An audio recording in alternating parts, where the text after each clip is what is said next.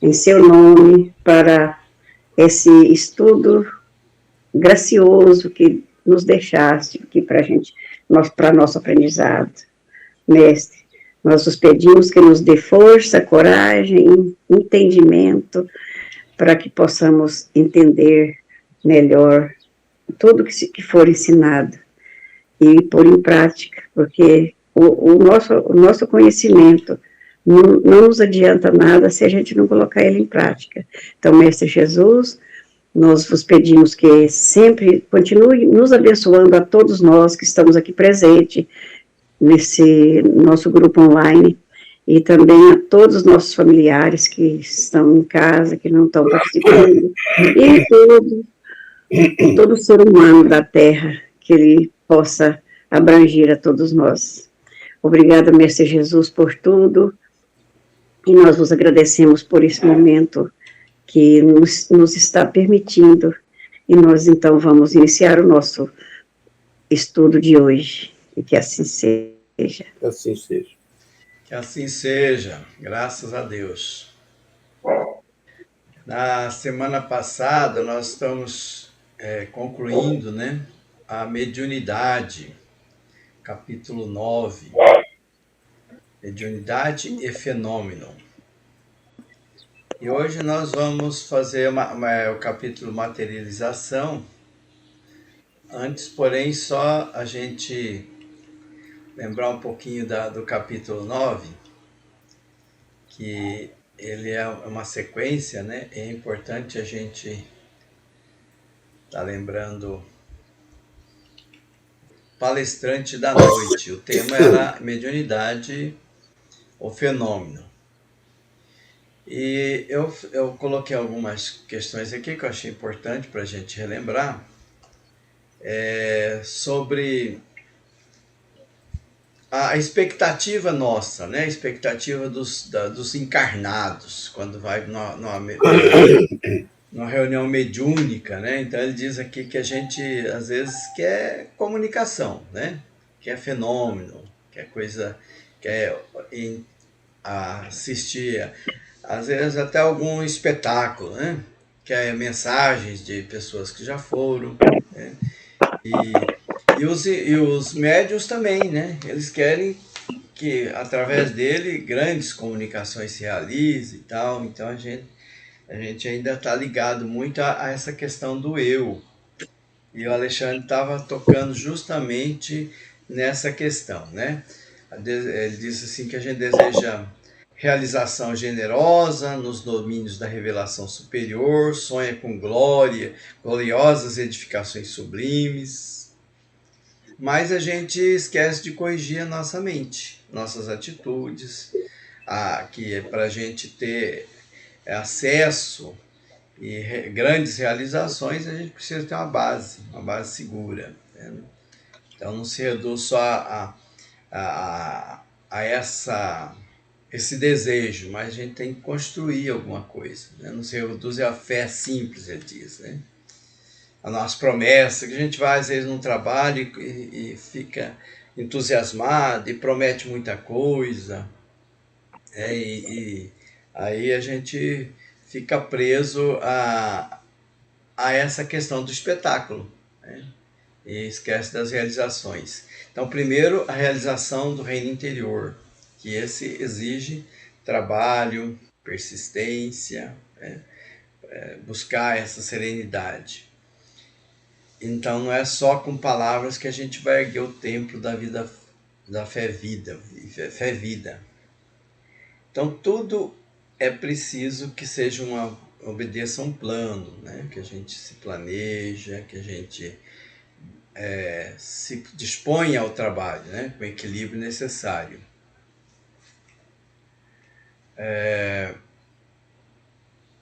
Muito bem. Aí ele faz algumas perguntinhas aqui, né, para nós sobre essa questão das nossas necessidades, né? Que a gente está sempre procurando, né, a clarividência, a clareaudiência. A gente ouve falar nos fenômenos mediúnicos, a gente quer que essas essas ocorrências também se reflitem em nós, mas aí ele faz algumas perguntas.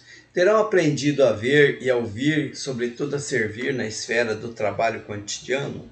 Quer dizer, o que eu estou fazendo na vida prática, no dia a dia, para merecer que através de mim se revele grandes revelações se apresente.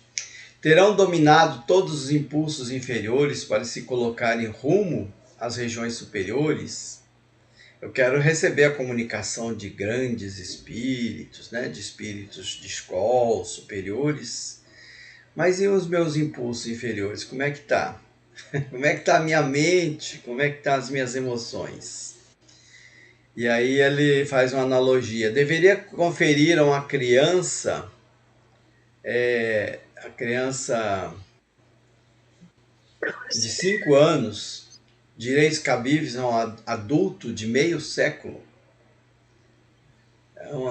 Então ele faz aqui uma comparação conosco, como se nós fôssemos crianças. Nós ainda temos dificuldades para poder fazer a comunicação mediúnica com essas com grandes comunicações que a gente espera, porque só somos crianças ainda perante a esses planos. Então, se as leis nossa, as leis que nós criamos até, para a questão da criança, do bebê, do adolescente, como é que eles se conduzem, já estabelece esse limite. Imagine então com as leis imutáveis de Deus.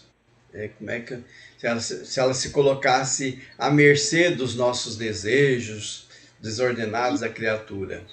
Então, há sem dúvida assim, muitas formas de prática mediúnica, muitos gêneros, mas é preciso que a gente tenha esse merecimento, e o merecimento é através do desenvolvimento, do trabalhar. Antes ele diz aqui, urge, porém, estimar o trabalho antes do repouso, aceitar o dever sem exigências.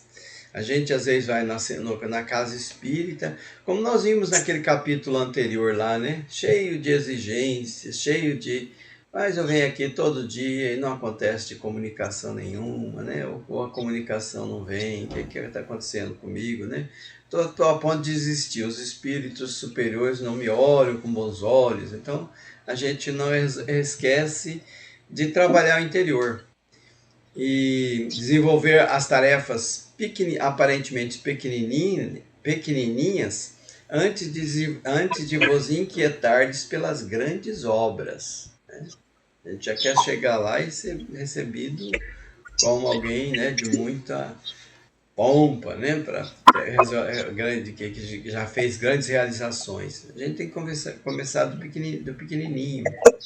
Colocar os desígnios do Senhor acima de todas as preocupações individuais. Então, trabalhar mais a espiritualidade e deixar de comercializar a mediunidade. Porque a comercialização da mediunidade não é só aquela quando cobra em dinheiro lá para a pessoa receber, mas essa comercialização que a gente quer receber, Quer receber homenagens, quer ser idolatrado, alguma coisa assim. Furtar-se ao encantamento temporário e à obsessão sutil e perversa. Então, nos melhorar. Então, nós somos... Aí ele diz assim, sobre o mundo espiritual e o mundo físico. Nós, coletivamente, nós não somos duas raças antagônicas, ou dois grandes exércitos, rigorosamente separados através da linha da vida e da morte, e sim a grande e infinita comunidade dos vivos. A única diferença que nos separa dos desencarnados é que nós temos um corpo físico, que nos limita. Então, só pelo... e as vibrações, claro. As vibrações que nós emitimos, não só por estarmos encarnados, mas pelos pensamentos Mas o objetivo nosso é é o mesmo, né? Todos somos grandes, somos da família universal. E aí ele diz mais uma frase aqui, ó. Não julgueis que a morte de forma santifique o ser que a habitou. Às vezes a gente acha que a pessoa morreu, mudou tudo. Ela continua igualzinha, estava aqui na questão dos desejos, dos vícios, das qualidades. Então, quando se troca de residência, né, ela faz até uma comparação, né? Não muda a pessoa, né? Só troca de residência, né? Só trocou o habitat dele. Então, ela faz uma analogia, o raio de sol não se contamina com o contato do pântano.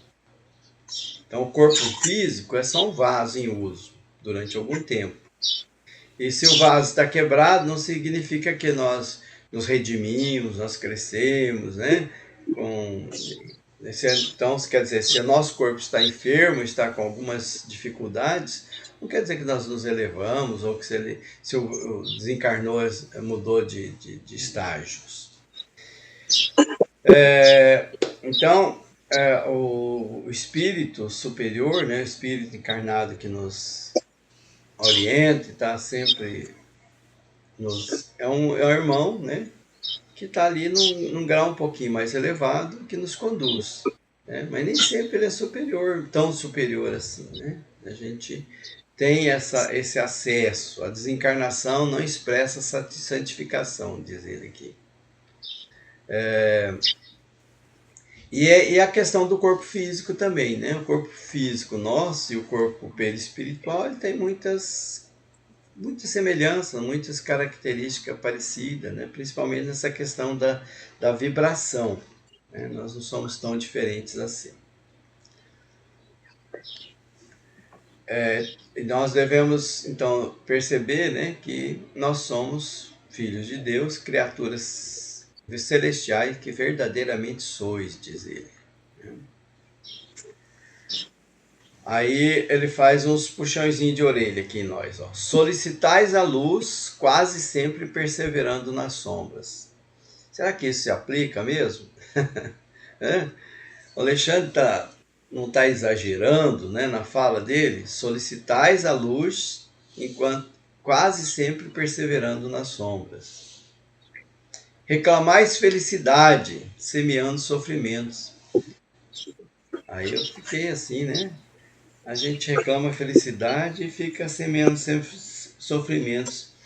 Como é que é isso, né? Na convivência com o próximo, na convivência familiar ou fora dela, né? Às vezes a gente espalha sofrimentos entre os nossos semelhantes e a gente quer ser feliz.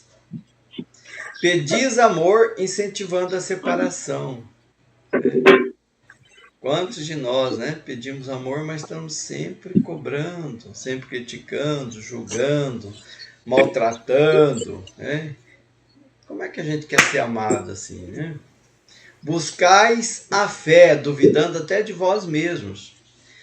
A gente vê isso no dia a dia, né? Não só nos trabalhos mediúnicos, aqui ele está falando sobre mediunidade, né? Que no trabalho mediúnico a gente vê, às vezes, a falta de fé no próprio médium, né? Não, eu não sei, acho que isso aí não é a comunicação mediúnica, é de mim mesmo, ou alguma vez ele duvida da comunicação que vem através dele, duvida dele mesmo, da capacidade que ele tem, né? Mas no dia a dia também a gente tem tanta falta de fé, tanta insegurança, tantos medos. Então a gente tem essa situação, né? Nós construímos dentro de nós a falta de fé, em nós mesmos. E daí quer buscar a fé, né, de Deus. E a possibilidade de comerciar emoções com as esferas invisíveis, né? Comerciar, essa palavrinha ele usou mais de uma vez, né? A gente quer negociar sempre, né? Então, é imprescindível a edificação espiritual em nós primeiro. O problema da glória mediúnica não permanece em ser instrumento de determinadas inteligências, mas em ser instrumento fiel da divindade. aquela divindade que está dentro de nós. É esse o nosso compromisso. É isso que nós... E aí ele lembra, né, que nós todos somos anjos em potencial, né? Nós somos uma sementinha. Né? Ele lembra aqui da bolota, que dali da sementinha vai formar um carvalho enorme, né? Então, da sementinha tem um carvalho ali guardadinho, que a gente às vezes nem percebe. Um punhado de sementes minúsculas é o trigal de amanhã, né? Alguns sacos de trigo que você espalha pelo campo, né? Dá aquele enorme quantidade de trigo. O germe insignificante será em breves dias a ave poderosa, cortando embriões. Então, todos nós somos deuses, né? Então, estamos ainda, né, na sementinha, né? Mas acreditemos no nosso potencial. Nós vamos ser uma grande árvore no futuro. E mediunidade constitui meio de comunicação. Então, ele é um meio, a porta, né? Como diz Jesus, eu sou a porta, alguém passar entre mim será salvo, entrará, sairá e achará pastagens. Por que audácia? Olha o que ele diz para a gente aqui. Por que audácia incompreensível imagina a realização sublime sem vos afeiçoardes ao Espírito da verdade, que é o próprio Senhor? Por que a gente imagina que vai conseguir grandes realizações se nós não temos essa transformação em nós mesmos?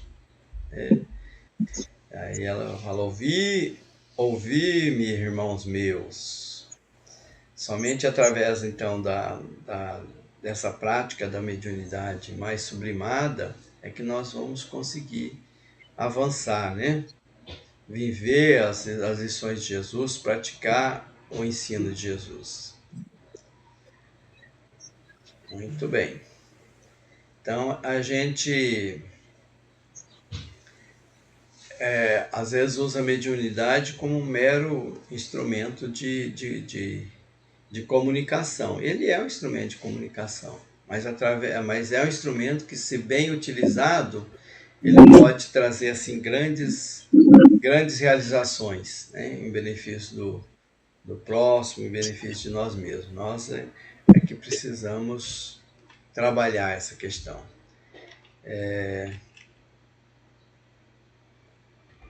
Uai, peraí, caiu aqui. Oi, filho. Oi.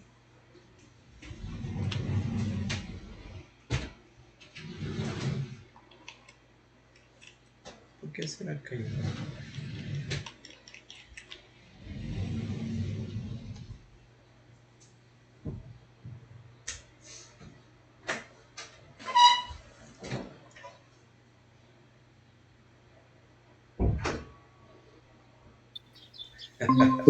Olá.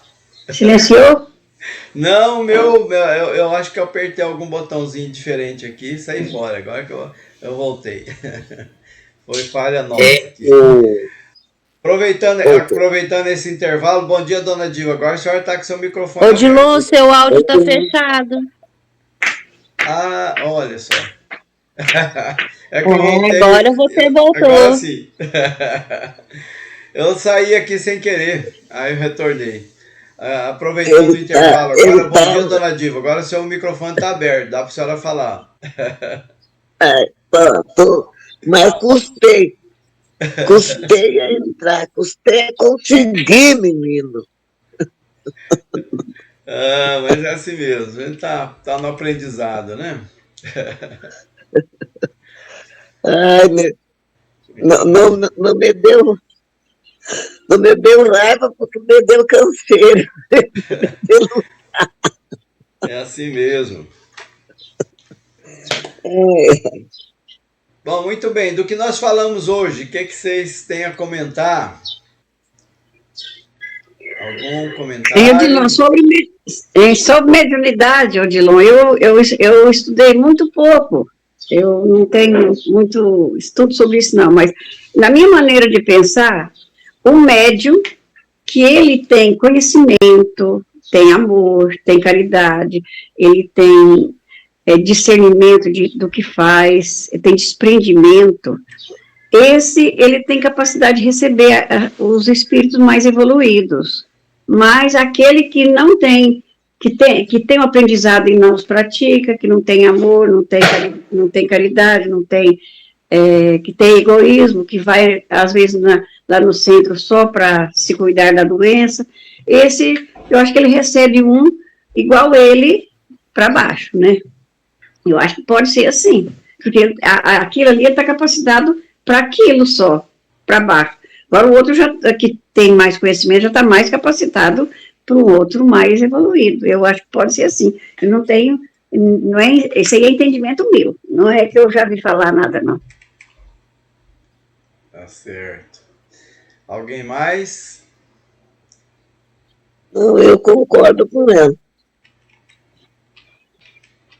É isso mesmo, a gente... Desculpa. Não, pode falar. Mediunidade, todo mundo tem, a gente já sabe disso. Uns mais evoluídos, outros não, uns que realmente estudam para ampliar, né, a sua capacidade. E o problema está que eu entendi, com que finalidade, né, com que função. Aquele que quer chamar a atenção sobre si, né, em vez de ser em prol do outro, ele vai lá e quer assim, quem recebe mais, aí seria, vamos colocar assim, aquele médium que quer se autopromover, aparecer, e tem aquele outro que vai pro centro, vai para o grupo de estudo, se equilibra, se prepara em prol do outro, igual a dona Diva falou. Dona Lalinha falou. Aí esse que é o desprendimento de si, mas só pensando no outro, esse médium, ele está numa evolução espiritual maior, porque ele não está pensando em si, né, no ego, ele não tá, o ego dele não está maior do que ele, é o eu sou dentro dele, é a presença divina nele, com o objetivo do outro. Aí sim, essa é a diferença, né? Que aqui todo mundo está aprendendo. A diferença está em que e para que você vai usar o dom que Deus te deu, né? Em que grau, em que função. É isso que eu entendo. Capítulo 10, materialização. Vocês sabem o que é materialização? Não? Todos aqui sabem, conhecem? Já ouviram falar? Materialização, matéria. É o espírito se tornar o quê? Tangível, né? Se formar matéria. É o tal do que nós chamamos assim de fenômenos de efeitos físicos. Fenômenos de efeitos físicos. No início da doutrina espírita, existiam muitos fenômenos de efeitos físicos. Aliás, ela começou, né, com os fenômenos de efeitos físicos, que eram as mesas girantes. Então, só para a gente lembrar um pouquinho, era como um espetáculo. Né? Na Europa e na França, que é onde nasceu a doutrina espírita, as mesas se movimentavam, as pessoas se reuniam, aquele costume de tomar um chazinho, né? Um chá e tal, em companhia das pessoas, e as mesas começaram a fazer ruído, a se movimentar, ia para o ar, e aquilo provocou, então, nas pessoas uma curiosidade. Mas eu não sabia a origem daquilo. Kardec que depois começou a decodificar isso aí, a falar com as mesas, né? Interessante, né? A história, falar com as mesas, né? E fala, tem alguma inteligência por trás dessa atitude? Se tiver, dá duas batidas, se não tiver, dá uma batida. Então, através dessa comunicação assim, bem rudimentar, ele conseguiu, né, iniciar o trabalho de comunicação com o mundo espiritual. Depois veio a cestinha com lápis, que ela se movimentava e escrevia, daí veio a psicografia, a psicofonia, as mediunidades que nós temos hoje. Então as mesas se movimentavam. E o nosso estudo de hoje é também sobre essa questão, né, dos efeitos físicos. Então ali se materializavam alguns objetos, por exemplo, uma flor, um objeto que vinha às vezes lá do outro lado do mundo, se materializava, né? As pessoas poderiam perceber ela assim visualmente e tocar. Então, a diferença da materialização para a mediunidade de evidência é que a materialização todos veem. Numa sessão de materialização, todos percebem, sente cheiro, toca naquele objeto ou naquela pessoa, né, que é o espírito que está materializado. E na evidência, só o médium que tem essa capacidade de ver é que consegue perceber. Então, essa é a grande diferença. E esse capítulo 10, ele traz justamente a preparação para um trabalho desse. E o André Luiz, ele tinha se mostrado assim, interessado, né, em saber sobre materialização. Talvez ele tivesse ouvido de alguém sobre isso, e ele se interessou em saber como é que funcionava a questão da materialização. Então, Alexandre falou, olha, eu não trabalho nessa área, mas vamos encaminhar você para uma pessoa que tem esse trabalho, né? E você vai poder, então, participar de uma reunião dessa daí. E foram, né? Encontraram um grupo, né, de pessoas, de espíritos, que atuava nessa área de materialização. E eles se dirigiram à casa, uma casa comum, uma residência mesmo, onde ia se realizar esses trabalhos. E lá chegando, né, eles viram um grupo de pessoas que estavam lá para a realização do fenômeno, né, de desencarnados, que já estava lá há bastante tempo, se preparando. Interessante, né, a gente perceber que esses trabalhos mediúnicos, todos eles exigem uma preparação. E às vezes a gente chega ali em cima da hora, até meio atrasado e tal, no trabalho, e esquece que ali teve preparação assim bastante árdua mesmo, né? De horas, às vezes, de preparação dos benfeitores para a realização daquele trabalho. Então não é uma coisa assim, que acontece assim, de forma fortuita, assim, ela exige uma preparação de todos ali do plano espiritual. Então eles estavam sendo dirigidos ali pelo irmão Calimério, é o nome que ele deu à entidade que estava ajudando nesse trabalho de materialização. As materializações, os fenômenos de efeitos físicos, de uma forma geral, no começo da doutrina espírita, ela tinha uma função mais de trazer para nós a comprovação da existência do mundo espiritual. Era uma forma de nos tocar, né, de despertar, falar, nós estamos aqui, nós não morremos, nós existimos.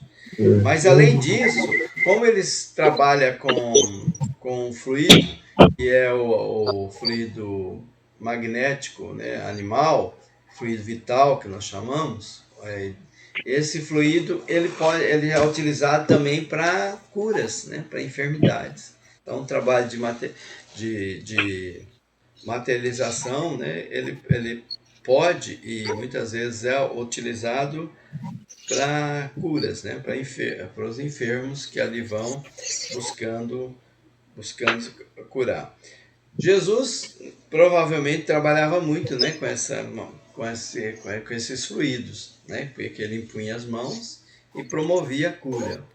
Então, Jesus tinha essa capacidade, né, o tempo todo. E também na questão de aparições, né, teve uma vez que materializou ali os Elias, né, até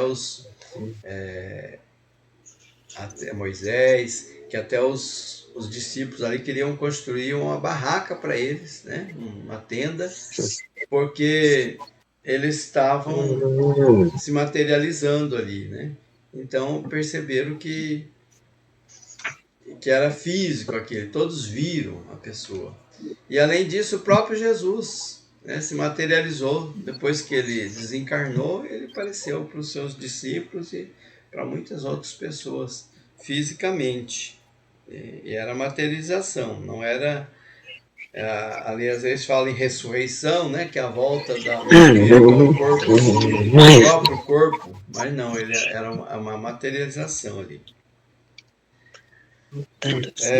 Bom, então essa parte da justificativa, o porquê da materialização, acho que fica bem claro, né? Ele é uma forma de a gente se perceber, né, a existência do mundo espiritual, e também ele é utilizado para reposição de fluido vital naquelas pessoas que têm necessidades de utilização, curas e etc. Alguém já participou de fenômeno de materialização? Tem conhecimento ou não? Dessa aqui, não. Ele é um fenômeno raro hoje em dia. E nós vamos ver nesse capítulo que ele é raro e tem uma razão de ser. Pela dificuldade que tem para se realizar. Ela exige do mundo espiritual bastante trabalho, né? Então eles se organizam, qualquer mudança ali no trabalho pode causar danos até mesmo para o médium.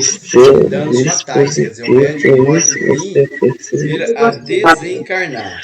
No trabalho de materialização.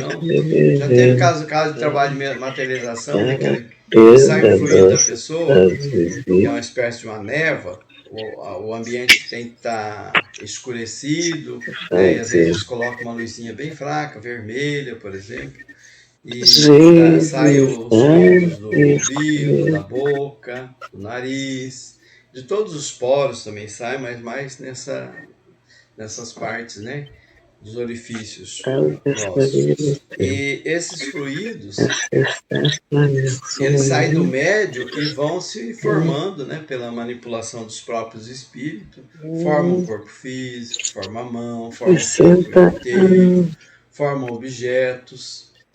E caso, por exemplo, teve casos acidentais em que estava acontecendo o fenômeno de materialização e alguém sem querer tocou no interruptor de luz e acendeu a luz.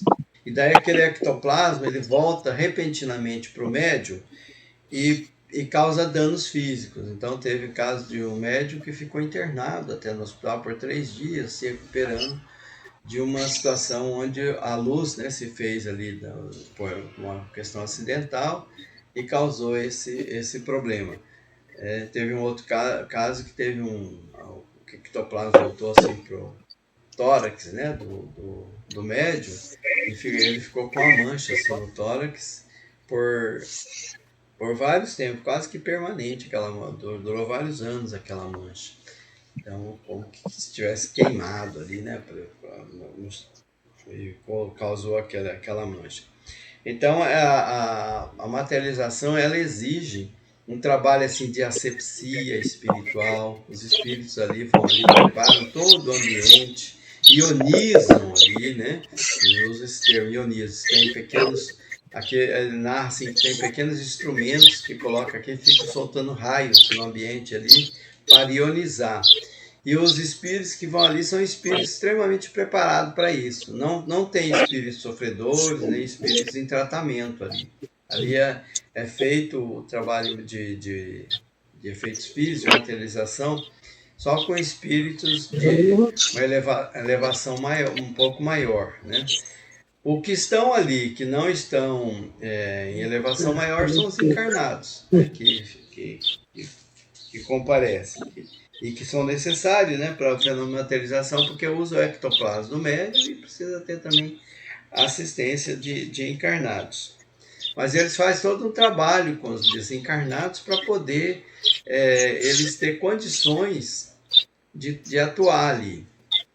E também faz um trabalho no médium. Por exemplo, nesse caso aí, o médium que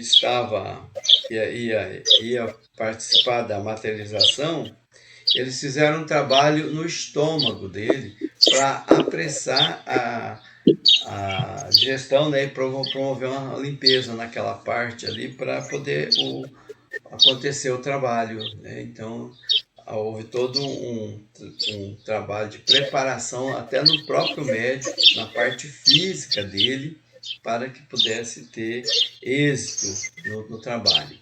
E uma questão assim que chamou a atenção também é que no momento que ia acontecer, ia começar os trabalhos, né? Alguém veio assim, um espírito veio e falou para a equipe, olha, está chegando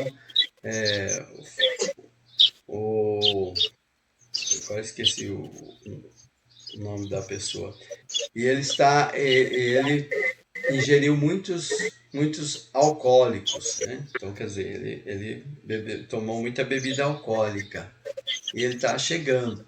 E daí todos ficaram preocupados, falaram, nós temos que fazer alguma coisa, né? Não podemos impedir ele de entrar, mas a gente precisa trabalhar isso. Como é que nós vamos fazer para poder isolar ele, né? Para ele não ter influência aqui no nosso trabalho. E André Luiz observou que ele estava aparentemente normal, assim, né? Consciente, não demonstrava nenhum sinal de embriaguez. Ele falou, isso aí se engana. O volume de álcool que ele ingeriu, ele pode trazer grandes prejuízos aqui ao trabalho. E daí, então, aquele processo, né, onde ele observou um pouco mais, ele percebeu, então, que na pessoa realmente tinha a vibração dele estava numa vibração bastante diferente dos demais e que realmente poderia trazer prejuízo ao trabalho. Então, olha a importância, né, que tem um trabalho dessa natureza. Então, por isso que ele não é realizado hoje assim com tanta frequência, porque ele precisa de uma preparação muito maior por parte da espiritualidade e por nossa parte também, que nós também não contribuímos muito, né? Nós vamos lá, às vezes... Uma outra coisa que chama atenção também, durante que eles estavam já no processo de trabalho, né? E o ectoplasma já estava se movimentando. Ectoplasma é essa substância, né, que sai do corpo do médium e que forma a parte física, né? O médium, ele fica... o André Luiz, ele descreveu assim que o médium ficava como se tivesse desencarnado, o corpo do médium. Agora ele está consciente, o espírito, né, do plano espiritual.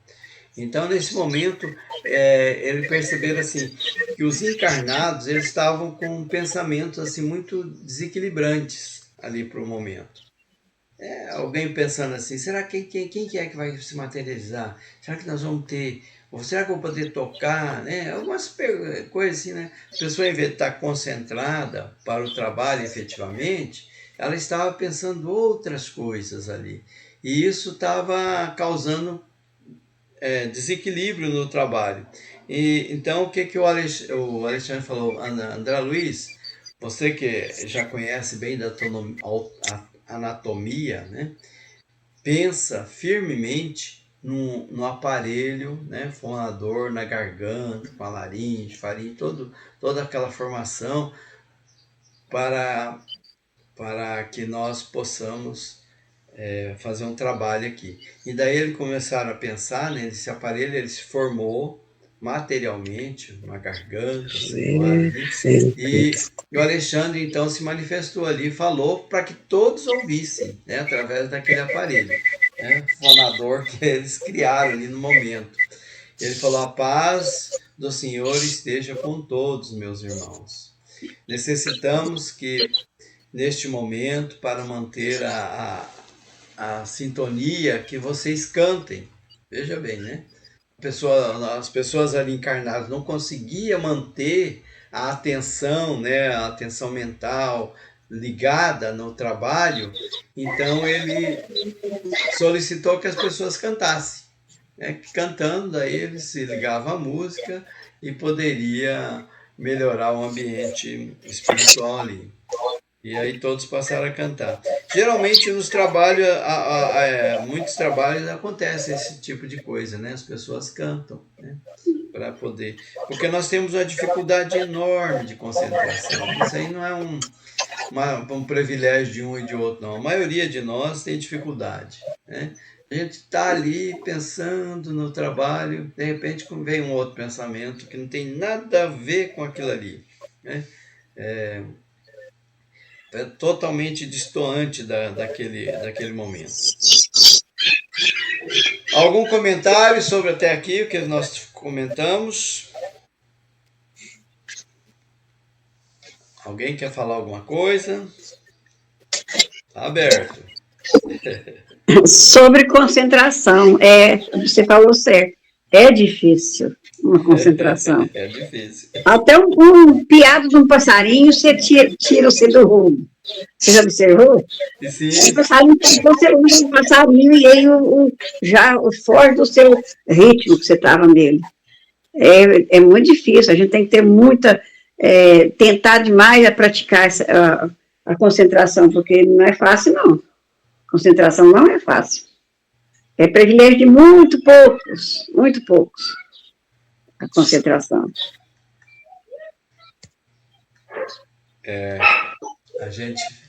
A senhora falou do piado do passarinho, né? Se a gente se deixasse levar pelo piado do passarinho como uma música, né? Uma coisa assim, né? Mas a gente ouve piada do passarinho e já pensa em um monte de outras coisas que não tem nada a ver.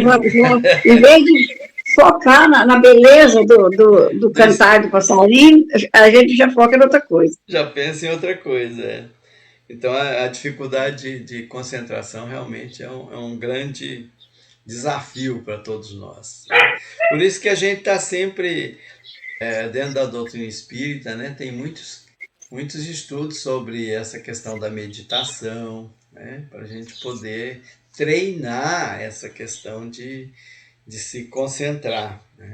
Esvaziar o pensamento, né? A gente pensar outras coisas, né? Que tem a ver com aquele momento que nós estamos vivendo. Então, a concentração é um grande desafio mesmo para todos nós. Tem algum livro que ensina meditação?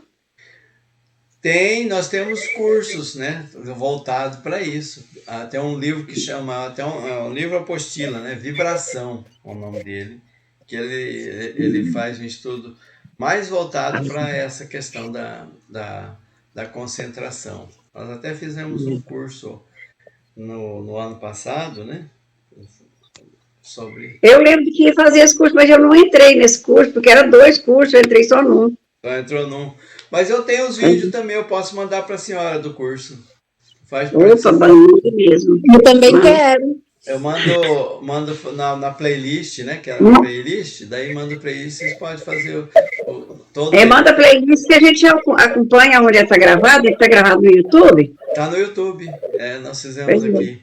Participou uma equipe, né? Que nós fazemos aqui Parece que é 18 aulas, não é? 14, 18? Parece que era 14 ou 18 aulas. Eu lembro mais ou menos. São 14 aulas, mas às vezes a gente aumenta um pouco mais, diminui, né? Depende do dia, né? Do tema que está sendo abordado. Agora eu lembrei que ele tem, esse curso acho que já tem uns 2 anos. E né? Acho que mesmo. Eu ainda morava lá na chácara. Participou aí você estava dando todos. Estava dando 2, eu assisti um. Só assistiu um. Então, ele está gravado, eu vou mandar a playlist. Né? Beleza, para nós. Bom demais para nós precisamos. Todo mundo precisa disso aí. Então, ele é bom para a gente exercitar essa questão, né, Ninguém aprende sozinho, Adilon. Os outros pensam assim, não preciso de ninguém para me ensinar que eu sei. Não, ninguém sabe tudo e ninguém aprende sozinho. Você aprende com a movimentação das pessoas. Uma pessoa que às vezes você pensa que não sabe nada, ela te ensina muito. E você sempre está aprendendo. Você não aprende só com o sábio, não. Você aprende com aquele que não sabe também. E às vezes tem cada exemplo tão maravilhoso de pessoa que você pensa assim, que não sabe nada, às vezes analfabeto, não sabe nem escrever nem a letra O com a garrafa, como diz eles, e dá cada exemplo maravilhoso para a gente. Então, a gente tem que sempre estar aprendendo. Não aprende sozinho, não. Tem que ter alguém nos indicando. É, isso mesmo. Tudo. Alguém mais? Então,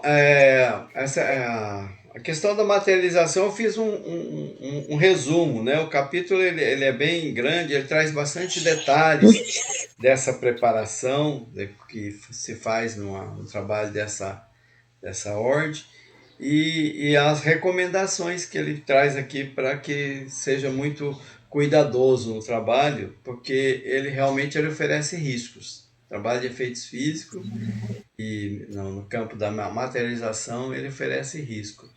Mas nós temos fotos, né, imagens no YouTube de muitos trabalhos que se realizaram no passado sobre materialização. Hoje se realiza bem menos. Mas os trabalhos aqueles de cura, onde há efeitos físicos, tem aqueles médiums até, né? Ali também usa do mesmo princípio, que é o fluido vital. Fluido vital. Na época tinha duas revistas, uma chamava Cruzeiro e a outra Manchete. Manchete. Que registrou todas as materializações que acontecia, né? Era impressionante. O médium tinha que ficar, naquela época, não sei agora, né? Mas agora não acontece mais, não está tendo esse trabalho. Os médios tinham que ficar dentro de uma grade, né?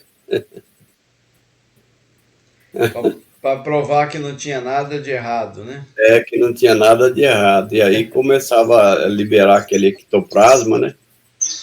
Que é tipo assim, uma espuma que saía do nariz, da boca, do ouvido. Ia formando a pessoa ali, formava padre, freira, aqueles espíritos que se comunicavam ali através da materialização. Aí a materialização é uma coisa que o espírito se materializa e a gente vê ele. Todo mundo vê. Todos veem. Tem a mediunidade ou não tem, você está liberado para você ver.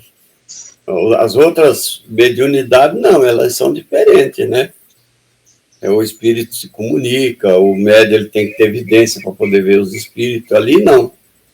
Ali é uma sala já apropriada, né? Fica tudo na penumbra e dali a pouco começa a aparecer os espíritos materializados. Materialização, um trabalho de efeito físico. A materialização, Orlando, capaz que era para aqueles Tomés da vida, né?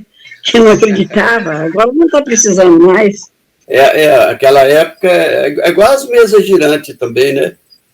De Allan Kardec, era uma época que necessitava para o povo acreditar, né? Agora não precisa mais. Assim não tinham codificado a doutrina espírita. Então, Allan Kardec, quem que era Allan Kardec? Allan Kardec era um cientista. E todo cientista, ele é praticamente materialista, porque ele só acredita naquilo que ele vê, que ele apalpa, né? Ele fala, por exemplo, que tem um livro, isso aqui é verdadeiro, é um livro. Então, para ele acreditar, teve que surgir esses fenômenos. Há quase 200 anos atrás não tinha a tecnologia que tem hoje, então ele não podia falar que era uma montagem. E hoje você vê uma coisa dessa, você fala assim, é uma montagem, isso aí é uma armação. Mas numa salinha simples, uma mesinha ali tosca, feita de madeira à mão, três adolescentes, porque eu acho que as médias eram 3 adolescentes, as irmãs Fox. Aí as mesas respondiam através de pancada. Aí ele ficou muito impressionado. Allan Kardec se impressionou de uma forma que não é possível. Ele olhava por baixo da mesa, olhava por cima, olhava ali a dependência, não tinha nada que provasse que aquilo ali era falso, era armação, né? De repente a mesa começou a flutuar também, né? Dali em diante que os fenômenos começaram a se acentuar, né? Isso aconteceu realmente para poder haver a codificação da doutrina espírita. E aí teve que haver por quê? Por um cientista. O Allan Kardec era cientista, era pedagogo, era professor, era filósofo. Nossa, ele tinha várias, e lá na França, inclusive. Fosse aqui no Brasil, né, ainda podia falar, não, é tudo mentira, é falsificação, mas lá era difícil. Alguém falsificar alguma coisa ia para a cadeia, né? Então, dali em diante, começou a surgir. Aí Allan Kardec, quando viu que era verdade mesmo, como cientista, ele escreveu o primeiro livro, né? Que foi o Livro dos Espíritos. E, aliás, nós estamos estudando na sexta-feira, né? Quinta. Quinta-feira. Quinta-feira. Eu tomei a sua vez aí. Não, é quinta-feira. É só isso. É que a sexta antes era sexta, né? Agora a gente faz quinta. É quinta-feira às 19 horas. A minha comadre... Está quase terminando o Livro dos Espíritos? É. Está quase terminando. Não, nós estamos na metade. Nós estamos no número 499. O livro tem 1.019 perguntas e respostas. Mas tudo que você queira saber sobre espírito, sobre espiritismo, sobre comunicação, sobre tudo, sobre os ensinamentos de Jesus, está ali no Livro dos Espíritos. O Livro dos Espíritos, eu já estudei um pouco dele, mas só o início do livro, e aí depois o curso parou, não sei por que eu parei do curso, não leio mais. É uma oportunidade para a senhora estudar conosco. Eu vou entrar na quinta, então. Então, por isso que, Ele passa quando o Adriano fala assim, o Odilon mandou um link aqui, na quinta. Eu sempre. Eu vou entrar nele, então. É 8 horas também da noite? Agora nós estamos estudando o quê, Dilon? A pergunta de agora é, o que é? 8 horas da noite? Anjo da guarda. Hã? Anjo da guarda. Sim. Protetores e anjos da guarda, nós estamos estudando. É 8 horas da noite? 8 horas, aqui, horário nosso. Então tá.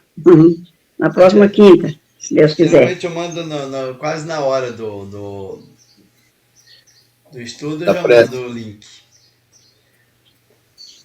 Então tá bom. Então, esse trabalho de materialização, ele surgiu então com esse objetivo, né, que o Orlando descreveu aí, de fazer a doutrina espírita mais evidente, né?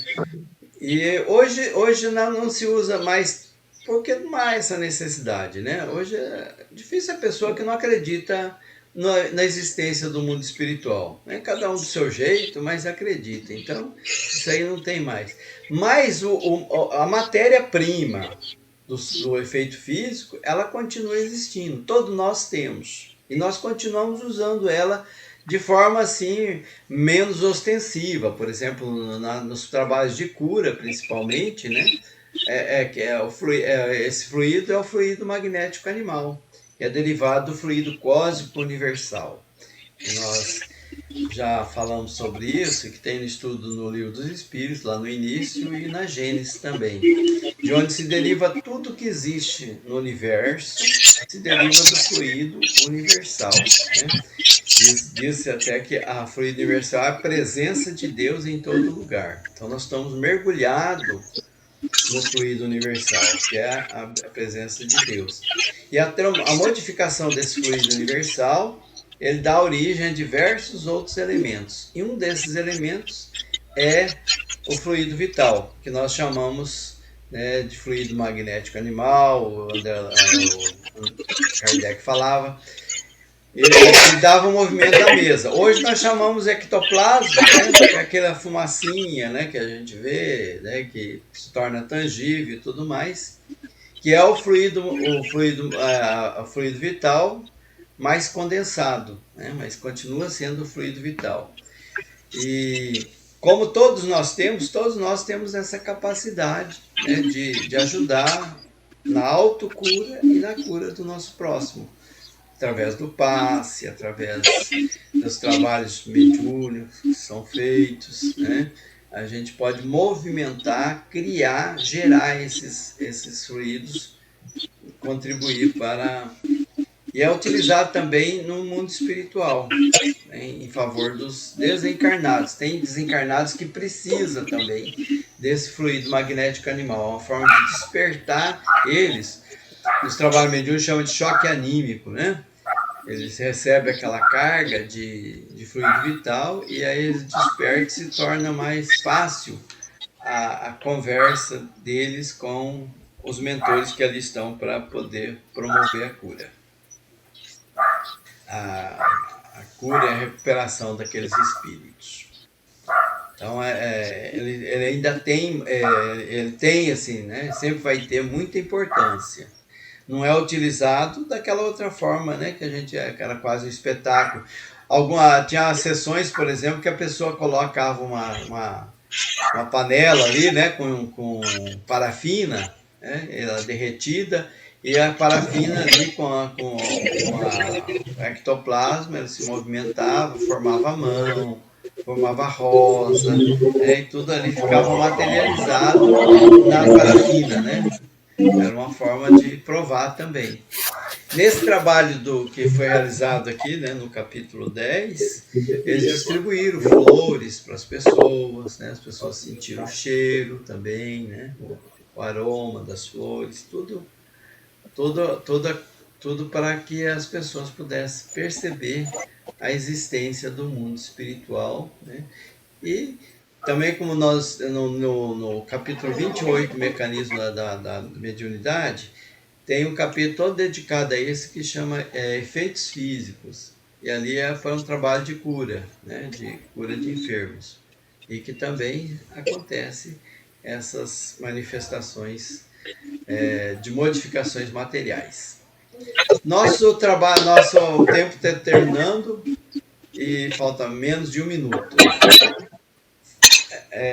Fiquem todos com Deus, Deus abençoe. Vou fazer a oração aqui e acho que não vai dar tempo de a gente nem se despedir.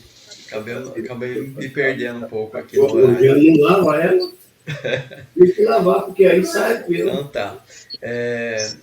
Graças a Deus, gratidão, Senhor, por mais esse momento de estudo, que a vossa paz, o seu amor permaneça entre nós, que esses ensinamentos possam nos tornar melhores, que a gente cada dia nos melhore